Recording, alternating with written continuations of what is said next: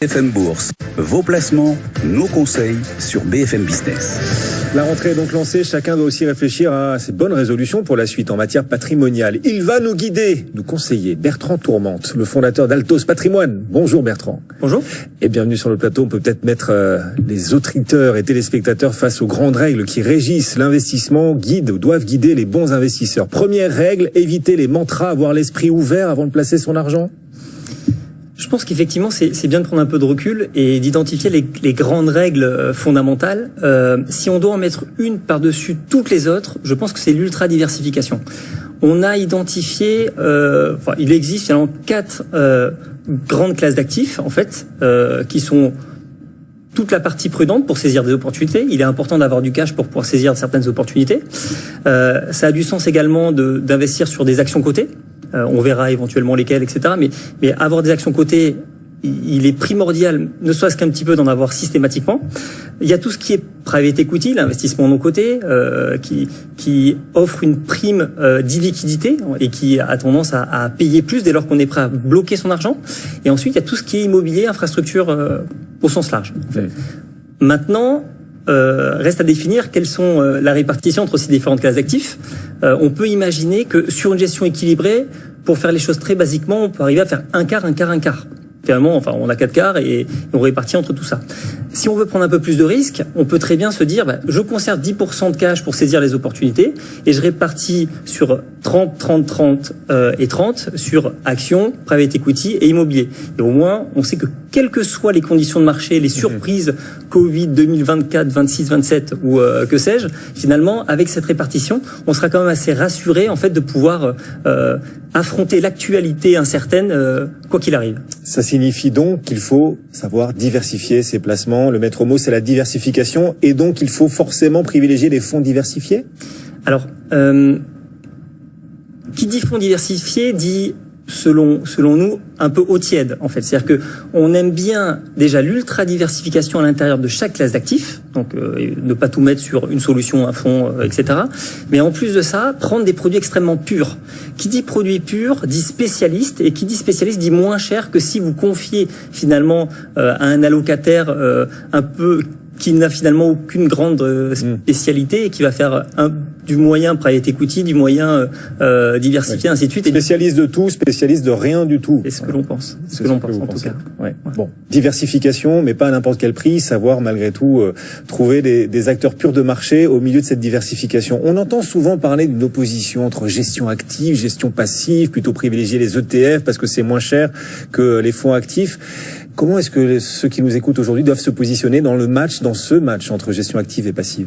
Avec pragmatisme. En réalité, certains marchés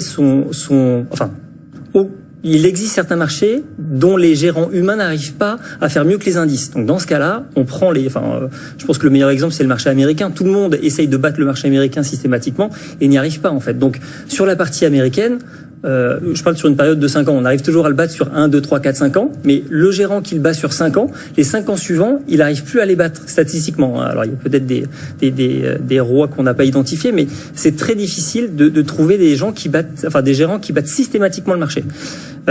Donc, pour ce qui est de la gestion active-passive, il faut être vraiment très pragmatique. Soit on est sur les 5% des meilleurs gérants qui arrivent à battre les marchés, à ce moment-là, ça crée de la valeur ajoutée. À défaut, il faut absolument se rabattre sur les trackers, en fait. Pour donner un exemple, donc on a dit les US. Nous, en tout cas, chez Altos, on n'a pas identifié de gérants qui battaient durablement les marchés. Par contre, si on prend des marchés un peu plus complexes comme type obligations émergentes, sur les obligations émergentes, l'humain a vraiment sa valeur ajoutée et arrive à trouver la valeur qui va bien et ainsi de suite, en fait. Oui. Donc, il faut pas avoir de mantra, il faut pas choisir l'un ou l'autre. Ça va dépendre du secteur, de la thématique, du marché sur lequel on souhaite investir. Exactement. Gestion active, gestion passive. L'idée, c'est de panacher au maximum. Pareil, on entend beaucoup parler du carton, du succès des fonds thématiques qui attirent de plus en plus de flux de collecte, de flux d'investissement. Comment est-ce que vous regardez ça ? Les fonds thématiques, c'est choisir d'investir en bourse sur le thème de l'eau, par exemple, sur le thème de l'environnement, sur le thème des matières premières, sur le thème de la consommation. Bref, choisir des thématiques précises d'investissement. Est-ce que c'est comme ça aussi qu'on doit rentrer dans le marché ?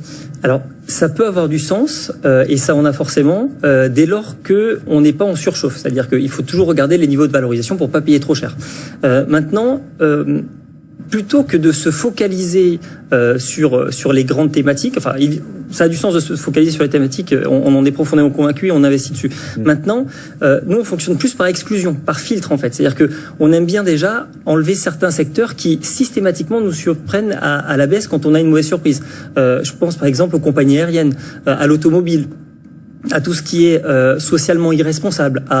Non mais parce que dès lors qu'on enlève finalement tout ce qui détruit de la valeur très rapidement, en fait, on a assez peu de sociétés qui créent durablement de la valeur avec une approche que l'on appelle qualité-croissance. Et une fois qu'on enlève tous ces filtres et qu'on veille à ne pas payer trop cher les sociétés, on arrive à trouver ce qu'on appelle le Graal. Bon, voilà quelques idées, une méthode de gestion. Il faut aussi savoir trouver, quand on souhaite investir, le bon état d'esprit, la bonne mentalité.